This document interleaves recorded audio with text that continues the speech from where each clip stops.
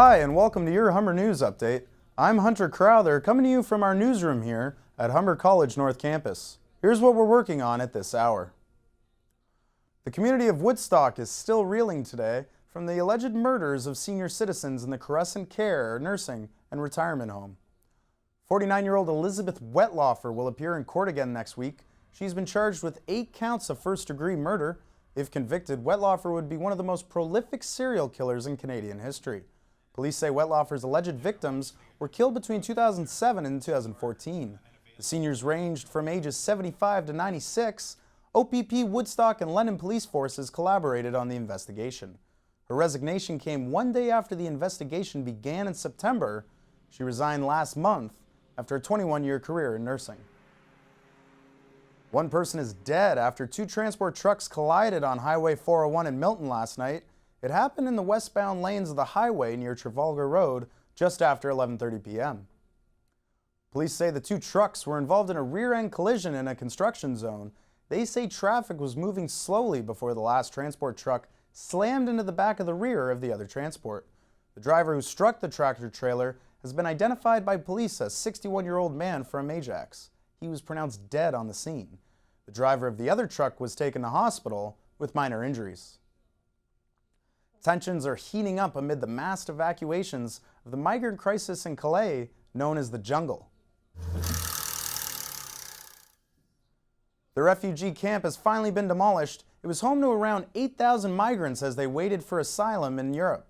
Migrants were forced to leave. Many were put on buses to various shelters in France.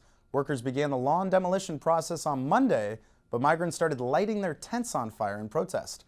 Dozens of fires raged throughout the night as fire crews fought the flames. Crews had to take extra precaution to prevent gas canisters from exploding. The Toronto Raptors season kicks off tonight against the Detroit Pistons in both their season and home opener.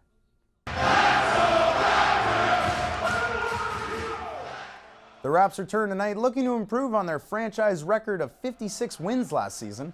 Along with the Boston Celtics, Toronto are favorites to challenge the Cavs for the Eastern Conference crown.